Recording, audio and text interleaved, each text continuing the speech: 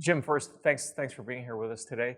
Coming out of the pandemic, I know that M&A activity was super hot in Phoenix. So can you tell us a little bit about the last year? How's activity been? How's business been? The pandemic is like a lot of other things we've experienced in history of M&A. There are ups and downs in the market, and those ups and downs are good for some people and bad for some other people. This last challenge that we had with the pandemic postponed a lot of business sales that were affected by what was going on. Their profits were down, their earnings were down, but it was done temporarily. All expectations, earnings would come back. So a number of our clients we put off. We've just said, let's take this off the market. However, the other side of that is that there are a number of businesses that were either not negatively affected by the pandemic or were positively affected. And so that created a shortage of businesses in the market with higher demand for businesses that are actually doing well. So the businesses that were doing well had less competition, less businesses in the market. More money chasing less deals equates to a seller's market if you have a business that wasn't affected negatively.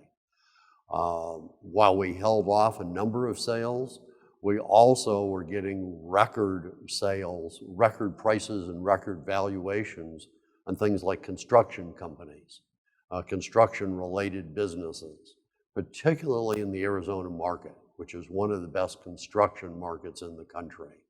So depending on who you are, it was a very good year or a very bad year. So heading into 2022, is now a good time to sell your business? Now is a good time to sell. Before the pandemic, there was $1.5 trillion in private equity looking for businesses to buy. The lack of good businesses during the pandemic made the amount of capital increase. Today, there is over $2 trillion in private equity chasing deals. So that capital overhang is going to last for a while. That money isn't going to get all spent in the next 6 months. The next year, 2 years, plenty of cheap money in the market and a lot of desire from investors for buying businesses. Hot sectors that you're seeing, what types of businesses are the easiest to sell right now heading into 2022? Easiest to sell anything that has good, stable earnings. Rather than category of business, it's more profile. What's the stability of their earnings? What's the predictability of their earnings? What perceived risks will a buyer have with a business? Is there a customer concentration risk? Is there management risk? Those things all affect value and marketability. But hot sectors specifically, there's a lot of demand for SaaS companies, software as a service, technology businesses. They have low capital equipment cost and fairly high earnings. So good multiples for those. Construction businesses have been difficult to sell at times in the past. Today we're getting premium prices for them. So varies by business, but sectors, manufacturing, distribution, IT, all of those sectors are hot. Is Arizona a good place to grow and eventually sell your business? Arizona is a very good place to start a business, buy a business, grow it, and sell it, because there's growth here in the market. We have one of the fastest growing markets in the United States, one of the best construction markets in the United States. So it is an excellent place to have a business. Heading into 2022, what's your outlook for M&A activity in Arizona? I think 2022 will continue to be very strong M&A activity.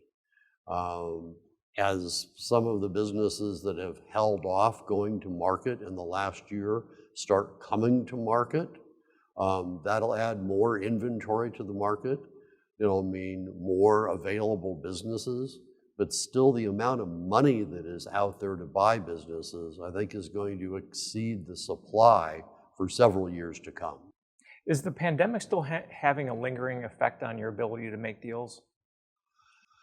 It has an effect on businesses and their ability to operate.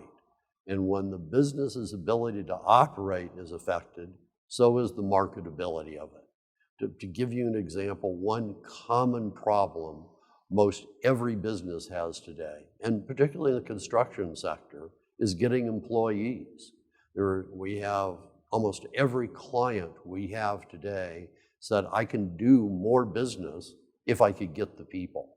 I just cannot get enough people. That's affecting us. Okay, last question. If a business owner is thinking today about selling their business, what advice do you have to them heading into the new year and beyond? Advice I would give today is the same advice I've given for over 30 years. And that is plan your sale ahead of time. The day a person should have an exit plan is the day they start their business. We like talking with people 2 to 3 years in advance before they're ready to go to market. Think of selling a house. What do you do before you sell your house? You put a fresh coat of paint on it. You fix the broken windows. You take care of the blemishes. Well, there are similar things with the sale of a business that you can do to increase the value if you start planning ahead of time. Is it a mistake for people because there's so much capital out in the market right now looking to buy businesses, is it a mistake to jump into that pool and try to sell your business right away? No, not at all. It is a seller's market. Getting into that pool, you need to do it very carefully. There's a lot of professional buyers out there. Now, this is a little biased, because I sell businesses for a living, but an owner should be represented. It's the biggest transaction of their life. They're going up against professionals that all they do is buy businesses. Values can vary drastically, and someone trying to sell a business on their own doesn't know what they're leaving on the table.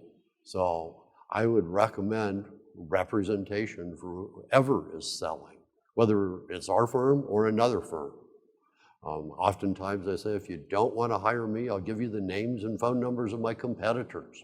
Just use someone. It'll benefit you.